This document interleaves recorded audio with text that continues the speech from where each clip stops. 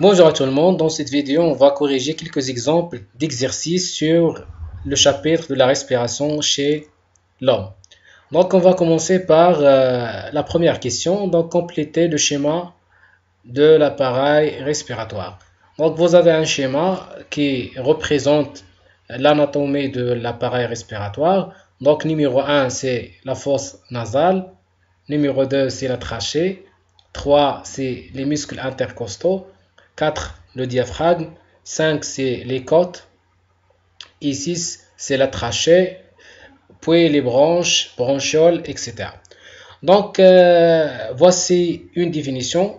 Donc définis le mot suivant, alvéole pulmonaire. Donc vous avez déjà vu dans votre cours de la respiration la notion d'alvéole pulmonaire. Donc vous pouvez consulter la vidéo de la respiration chez l'homme dans la chaîne YouTube. Donc c'est quoi l'alvéole pulmonaire? Donc c'est l'unité fondamentale où s'effectuent les échanges gazeux. Donc passons maintenant à l'autre question. Donc vrai ou faux. Donc tu vas répondre par vrai ou faux. Au cours d'une inspiration, seul l'oxygène pénètre dans l'organisme. Au cours d'une expiration, seul le dioxyde de carbone est rejeté. En passant par les poumons, le sang s'appauvrit en oxygène et s'enrichit en dioxyde de carbone. Et les échanges gazeux se réalisent au niveau des bronchioles. Donc on va commencer par la première proposition. Au cours d'une inspiration, seul l'oxygène pénètre dans l'organisme. Donc c'est une réponse fausse. Pourquoi? Parce que au cours de l'inspiration, donc il y a plusieurs éléments qui pénètrent dans l'organisme, comme l'oxygène, le dioxyde de carbone, le diazote, etc. La deuxième proposition, au cours d'une expiration, seul le dioxyde de carbone est rejeté. Donc là, cette proposition aussi, elle est fausse. Pourquoi? Parce que le dioxyde de carbone, au cours de l'expiration, n'est pas le gaz unique qui quitte notre organisme. La troisième proposition, en passant par les poumons, le sang s'appauvrit.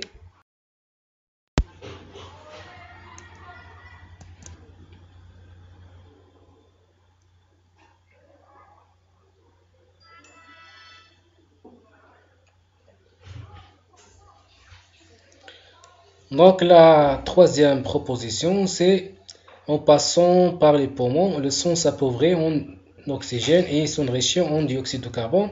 Donc c'est une proposition aussi fausse. Pourquoi?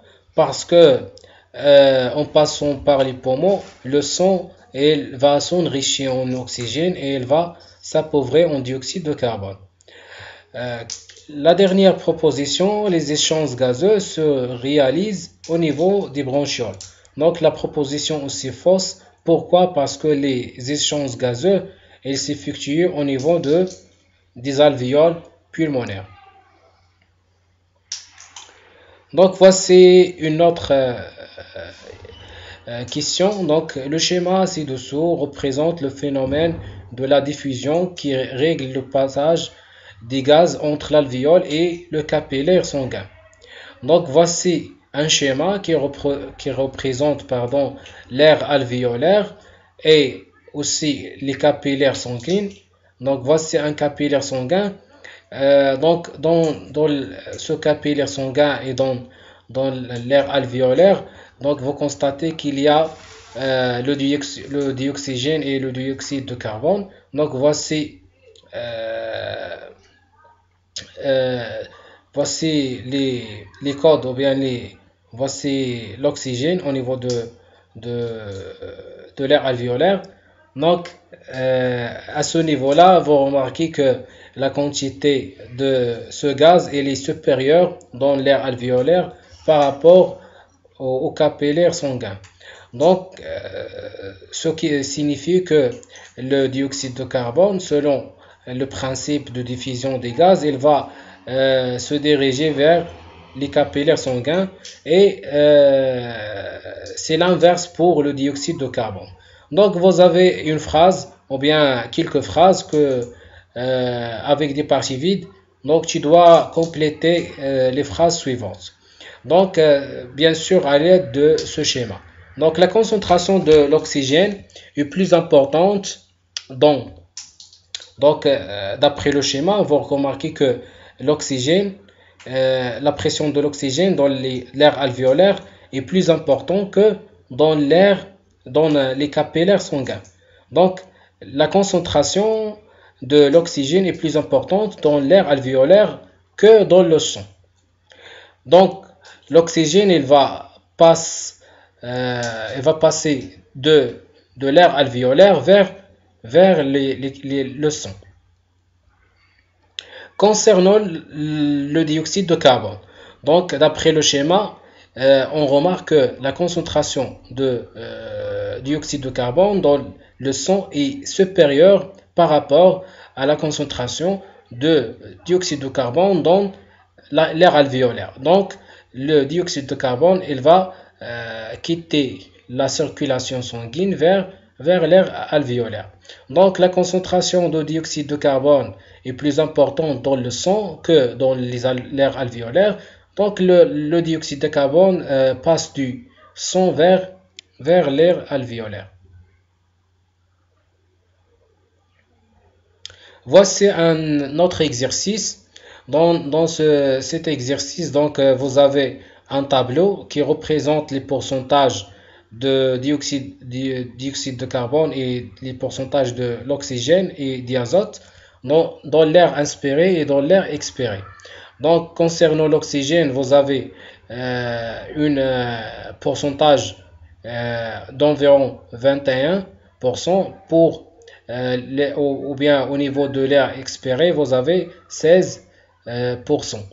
Concernant le dioxyde de carbone, 0,03 dans l'air inspiré et 4,5% dans l'air expiré. Et vous constatez qu'il y a les mêmes valeurs dans l'air inspiré et l'air expiré pour le diazote. Donc la première question, c'est une question de comparaison. Donc tu vas comparer le pourcentage de l'oxygène dans l'air inspiré et dans l'air expiré. Donc d'après le tableau, donc vous allez remarquer que la quantité ou bien le pourcentage de l'oxygène au niveau de l'air inspiré est plus supérieur que l'air expiré. Donc on va répondre à la première question. Le pourcentage de l'oxygène dans l'air inspiré est plus important ou bien est supérieur à l'air ou bien à la pourcentage de l'oxygène dans l'air inspiré. Pour la deuxième question, comparer les pourcentages de le dioxyde de carbone dans l'air inspiré et dans l'air expiré. Donc, d'après le tableau, donc, on a ici dans l'air expiré 4,5 et dans l'air inspiré 0,03. Donc, d'après le tableau, je remarque que la quantité ou bien le pourcentage de dioxyde de carbone dans l'air expiré est supérieur au pourcentage par rapport à la pourcentage de la dioxyde de carbone au niveau de l'air inspiré.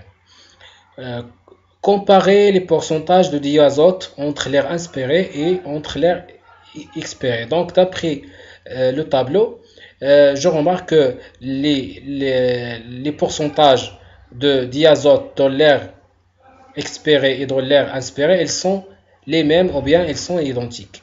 Donc, finalement, comment expliquer cette différence en oxygène ou bien en dioxyde de carbone, pardon, entre l'air inspiré et l'air expiré. Donc, on sait que la quantité de dioxyde de carbone dans l'air expiré est plus importante par rapport à la quantité ou bien le pourcentage de CO2 dans l'air inspiré. Donc, cette différence de pourcentage est due à quoi? Est due à la libération de dioxyde de carbone par l'organisme ou bien par la cellule. Donc, voici les réponses. Donc, pour la première question, d'après le tableau, je remarque que le pourcentage de l'oxygène est plus important dans l'air inspiré que dans l'air expiré. C'est l'inverse pour le CO2 et pour le diazote, je remarque que les pourcentages ou bien les valeurs, elles sont les mêmes.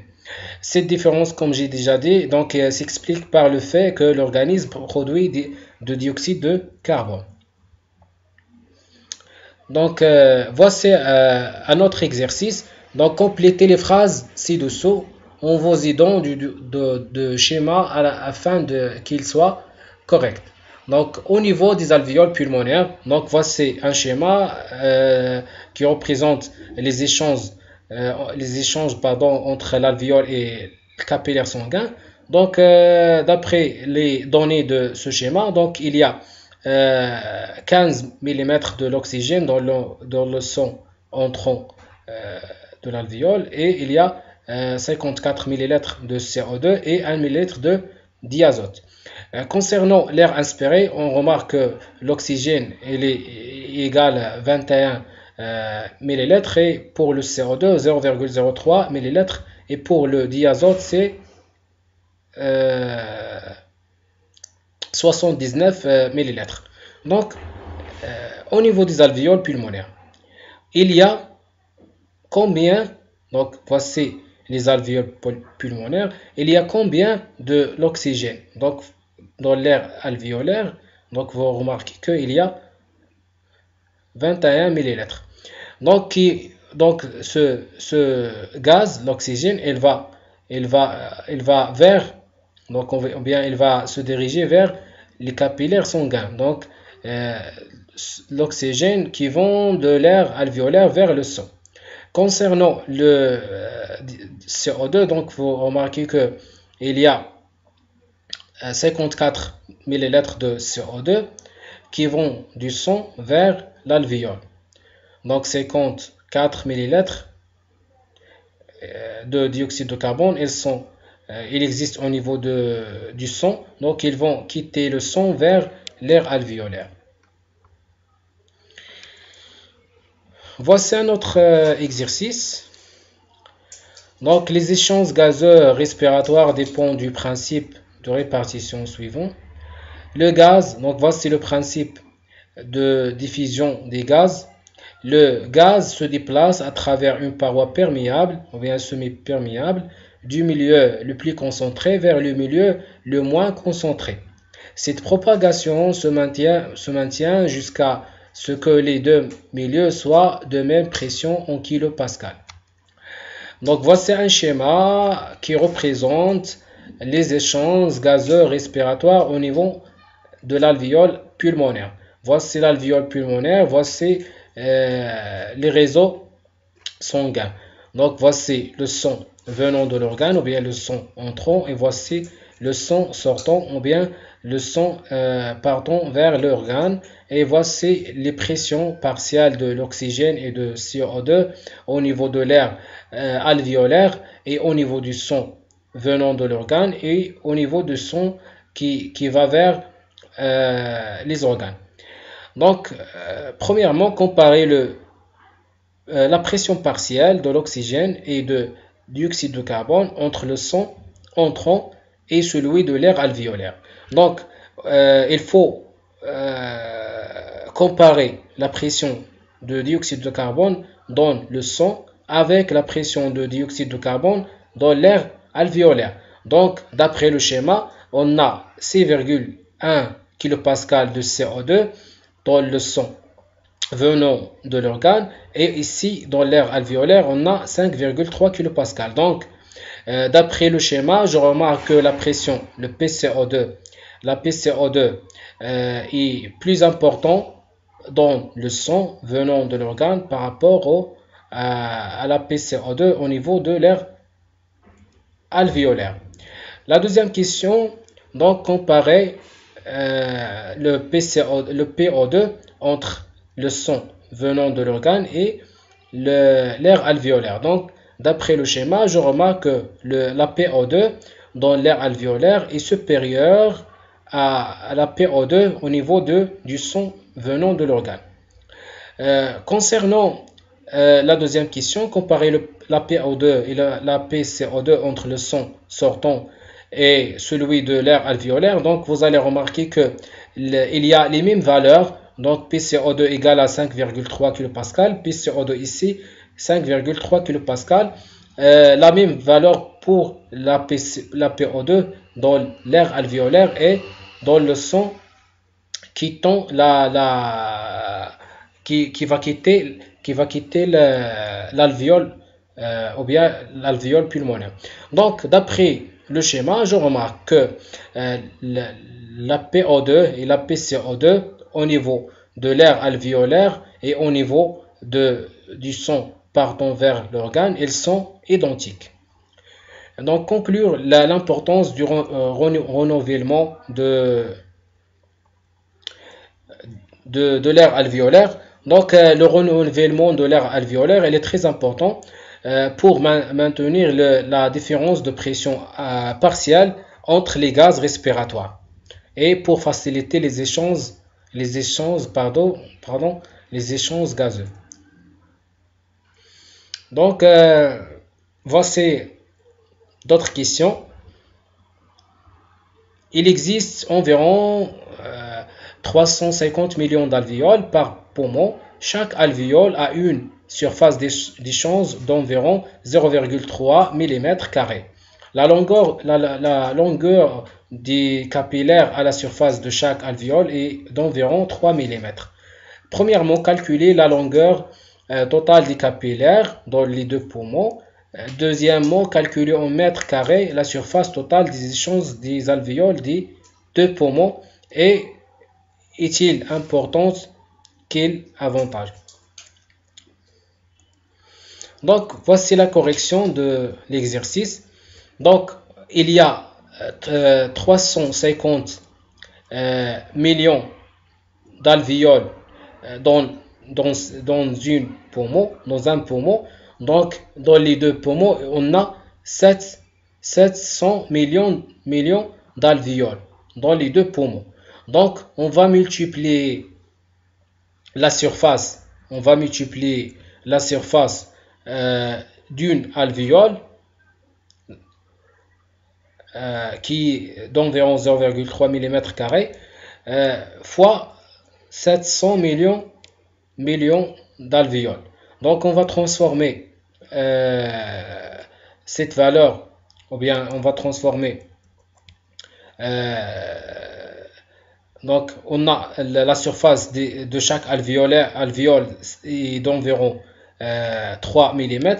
Donc, 3 fois 700 millions d'alvéoles. Donc, ça sera 2 ou bien 21 fois puissance 10 puissance 8. Donc, 2000 ou bien 2 milliards.